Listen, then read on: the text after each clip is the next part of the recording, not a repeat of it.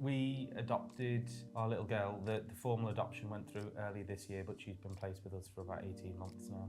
Adoption was always a route really that we were going to take, wasn't it? We had spoken about and explored other routes, but it just wasn't right for us. No, we felt that adoption was the best fit for us, and we decided that fairly early on into our relationship, didn't we? Probably about a year in, we decided that we wanted to go down the route of adoption. We were actually approached by our social worker to say there was a little girl that was looking for a foster for adopt placement, and did we want to be put forward for it, and we were really keen. So with foster for adopt, we were approved as temporary foster carers at the same time as the adoption panel. Tilly moved in with us. We were foster carers during the first sort of 6 months of her life, because she hadn't been through the court process. It wasn't suitable for her to be adopted at that stage. So as her foster carers, we had some additional responsibilities in terms of we had to do running records that we had to provide to social care, and there were a couple of extra social workers involved, because at that stage Tilly still had her own social worker, and we had an adoption social worker. Foster and social worker. So there are some additional things that come with the foster for adopt. For us, it was just fantastic, because she moved in with us at 9 weeks old, so everything, we've got all the firsts. Her entire life story, really, apart from the first 9 weeks, is with us. We can explain to her everything that she's been through in terms of her history, but most of it's been with us. The benefits for the foster for adopt are that you get to build that early permanence, that early relationship. It's meant that our daughter's not had to go between a few different foster carers, or with birth parents and then foster carers, and sort of pass through different places where they formed attachments and then have them broken. So she's been with us, she's formed the attachments at such an early age, so it obviously is beneficial from a trauma perspective as well. As soon as we knew that we were ready to adopt, we just typed in Wirral adoption, and then we just went from there, didn't we? We didn't really explore any of the others. It just made sense to go with people that know that are from the local area. Yeah. Obviously, it's a daunting process, because it means so much. You're always going to have those little niggles and those little worries, but I can't think of anything specific that we were worried or concerned about massively. No, not massively. I suppose it was a slight concern of going back and digging up some things from your past, but that, yeah. I mean, you've got the whole same-sex couple adopting, you know, I know there's equality and diversity and everything, but you still always have that little, will that have any impact on us? That, you know, that was a minor worry of mine, but it was certainly nothing to be worried about once. No, that worry was crushed fairly quickly, wasn't it, as soon as we met the social worker? Yeah. So training provided, the first thing that springs to mind was the 3-day training, and that discussed a lot around attachment, didn't it, and child trauma. Yeah. Touched upon a lot about understanding where birth parents are coming from, and there was the legal process as well. That was explained in the initial 3 days process about how a child ends up in care, and then subsequently the adoption process itself. It's just to help you get a better understanding of the process that a child is going through or has gone through. Yeah, and we met other adopters at that, other potential adopters and other previous adopters at that, which was helpful. After that, there's the online courses that you can do as well, the trauma-informed courses and therapeutic parenting training, which is approaching parenting in a different way from the way that we were parented, certainly. And I think on the 3-day initial course, we were asked to think about the way that we were parented and how that would be done a bit differently. And therapeutic parenting is obviously a big factor for children that have experienced trauma. Yeah, and our friends and family, our support network, were invited to friends and family training, which we also attended, just so we kind of knew what was being said, and to help us maybe answer some questions. If any of our friends and family had questions, we could answer them a little bit better. Yeah. Fostering for adoption training, we did, I think it was an afternoon on that. Yeah. Full day therapeutic parenting. And I think it just makes you understand more about how the early childhood experiences can shape the way that a child grows, develops, attaches to you, how their behaviours can sometimes be as a result of things that you don't necessarily understand. We also, you're encouraged to do your independent reading, your independent research. There's lists of books. I read some of the books. Well, the support from the social worker was great, wasn't it? We developed a really good relationship with our social worker. Well, social workers, because we had a few we got on. Because I think it's always daunting when you think your house is going to be full of social workers, but it was just like, we joked a few times about just giving keys or them moving in. Certainly during stage 2, we spent a lot of time with our social worker. And then when obviously we'd go down the foster for adoption route, I think at one point we counted 5 social workers in our living room, because Tilly had one, we had the fostering one, we had 2 of our own, and the family finder. So yeah, there were 5 social workers in our living room. But we were all sat there just basically having a good old chinwag after the meeting. Yeah, it was very relaxed, wasn't it? I think I was a little bit anxious when we first started on how I'd feel kind of being studied by a social worker, but it wasn't. We were just sat there, and it was just like having conversations with your friends, wasn't it, really? We had the coffee on, and we knew everyone's orders, so we had everything ready. We had the table set up. So it was really easy to build the relationships with the social workers and maintain that as well, because Tilly's social worker still gets in touch with our WhatsApp every now and then. We found that our own support network has been enough. Our family, we've got quite close family. Both our parents are within sort of a mile of us.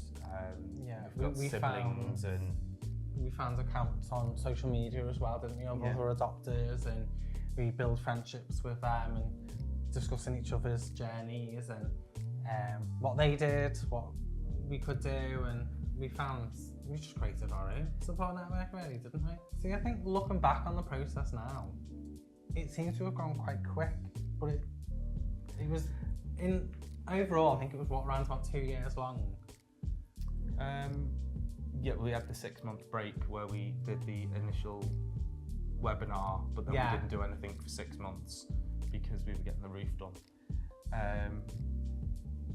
But yeah, I think at the time that you're going through it, I think it probably feels a lot more daunting. Because you're waiting for things to come back and you can't move on to the next stage until that comes back, and it's nothing to do with the social worker, it's external agencies, and then you're then having these really intensive stage 2 interviews, which are like free therapy, to be honest. They are like free therapy. And then it's all done, and I don't really think about it now, to be honest. Once Tilly was there, that was it. It didn't matter what we'd gone through. We had our daughter. I think the best part of the adoption process it'll have to be when we saw Tilly's profile. I think that's the one that stands out, because we had put forward for a profile, and then Tilly's came up, we had to look at that, and as cheesy as it may sound, it was pretty much like love at first sight.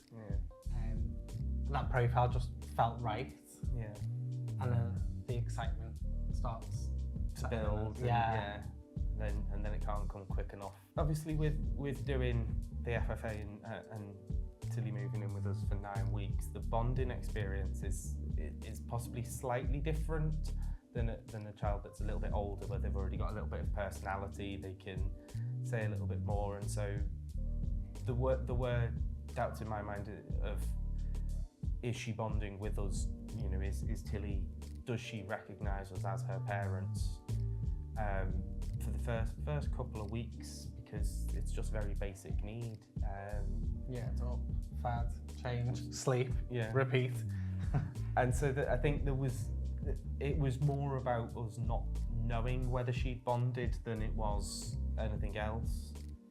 But I think that the giveaway for us was when she had her vaccinations, first set of jabs, and she had a raging temperature, and the only time she would settle was literally attached to one of us. That was it, and that was when we knew then that, you know, that the bond was there, because she was only getting comfort from us. Yeah, She runs up to greet for you. a while, and now she refers to us. Well, she switches between daddy, and Whatever she wants. yeah, whatever's really. the flavour of the topic that day.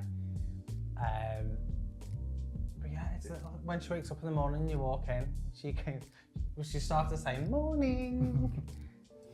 Yeah. Oh, when one of us is in with her and the other one's coming in from work, now she starts going shh, and then she jumps out at you. There's all sorts of little Does bits. a little scream. The foster carer that Tilly was with before us said, oh, she hates baths, she screams in a bath. And it was one of the, you know, the plastic baby baths, and we didn't bother because we had a bath, we got a bath support, and I think it was her second bath. She was giggling, she was like laughing and enjoying it, and really relaxed. The scream had stopped. That was a little Yeah, it kind of parenting felt win like that- the first breakthrough, Yeah. didn't it? Of like, oh, yeah, we've got this. Tilly. I think it's Tilly a is hard the best question thing as well, about isn't it? adopting. Yeah. You know, we couldn't imagine our life without her now. She's literally our little angel. Apart from when she's screaming.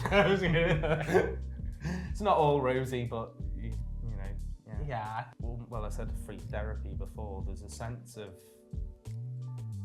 personal growth as well, Yeah. when you realise that actually some of those things that you've gone through yourself and how they've shaped you as a person, and how you're now actually able to sort of put them things behind you a little bit. Yeah, that's a really good point, because there was a point in the process where you do reflect on your past and how you were brought up, and sometimes you have moments like, oh, I got through that, And then when you read the social worker's perspective on it in You're All About You, This Is My Life, you realise actually the strengths that you've picked up. So there's a lot of self-reflection in there that's really positive from adoption as well, from a personal perspective. I was just gonna say the most challenging thing, I think, is the time and the waiting about.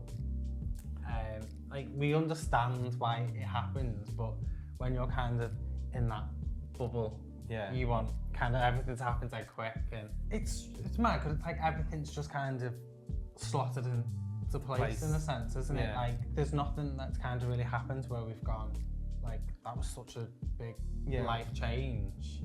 It's more difficult to leave the house now, for example, because you've Yeah. got to come out with a shipping container's worth of Yeah. belongings. You've got prams, bags, toys, food, and then all Tilly stuff on top of that. I think the only thing that pops to mind is, it's not too bad now, but I did miss going to the toilet in peace. Without being harassed. Yeah. Oh, yeah. You don't miss any of that. You don't think about that because you've got a little human that you're responsible Yeah. for that brings you a load of joy as well. You don't sit there thinking, oh, this is a massive inconvenience, or I wish this hadn't happened. We've never experienced that at all. No, I think you just naturally adapt, don't Yeah. you, to the change.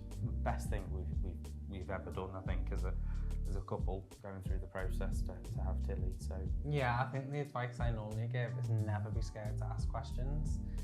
No question is a silly question. If there's something on your mind, then it's important to ask. yeah, And there's nothing your social worker hasn't been asked before, or very rarely social worker hasn't been asked before. There's always that advice there.